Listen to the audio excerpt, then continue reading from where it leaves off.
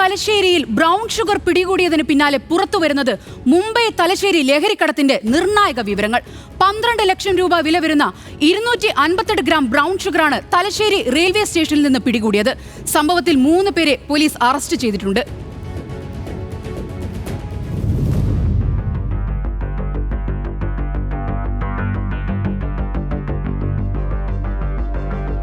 മുംബൈയിൽ നിന്നും നേത്രാവതി എക്സ്പ്രസിൽ തലശ്ശേരി റെയിൽവേ സ്റ്റേഷനിൽ വന്നിറങ്ങിയ 3 പേരിൽ നിന്നാണ് ഡാൻസ് ഓഫ് സംഘവും പോലീസും 2 ലക്ഷം രൂപ വിപണി വിലയുള്ള 258 ഗ്രാം ബ്രൗൺ ഷുഗർ പിടിച്ചെടുത്തത്.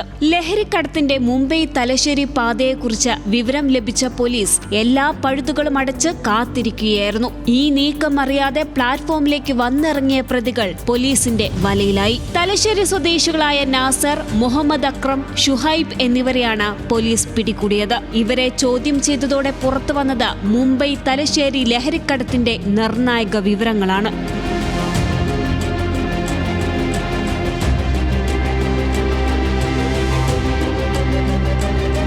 പോലീസിന്റെ കണ്ണുവെട്ടിച്ച വിദഗ്ധമായ രീതിയിലായിരുന്നു സംഘത്തിന്റെ ലഹരിക്കടത്ത്. മുംബൈയിലെ മസ്ജിദ് എന്ന സ്ഥലത്തുള്ള സൽമാനിൽ നിന്നാണ് ഇവർ ലഹരിമരുന്ന് വാങ്ങുന്നത്. ഇയാളുമായി ആശയവിനിമയം നടത്തുന്നത് ഷുഹൈബും. ലഹരിമരുന്നിനുള്ള പണം അഡ്വാൻസായി CDM വഴി കൈമാറും. ട്രെയിനിൽ മുംബൈയിൽ പോയി ബ്രൗൺ ഷുഗർ വാങ്ങി വരുന്നത് നാസറാണ്. ഇയാൾക്കുള്ള ട്രെയിൻ ടിക്കറ്റ് എടുത്തു നൽകുന്നത് ഷുഹൈബും. ടിക്കറ്റ് വാട്സാപ്പ് വഴി അയച്ചു കൊടുക്കും. ഇവർ തമ്മിലുള്ള ആശയവിനിമയങ്ങളെല്ലാം വാട്സാപ്പ് വഴിയായിരുന്നു. ഷൂസിനടിയിൽ പ്ലാസ്റ്റിക് കവറിലാക്കി ഒളിപ്പിച്ചാണ് ബ്രൗൺ ഷുഗർ കടത്തിയത്. തലശ്ശേരിയിൽ ബ്രൗൺ ഷുഗർ എത്തിച്ചാൽ 20,000 രൂപയാണ് നാസറിന്റെ പ്രതിഫലം. ഗ്രാമിന് 5,000 രൂപ നിരക്കിലായിരുന്നു വിൽപ്പന.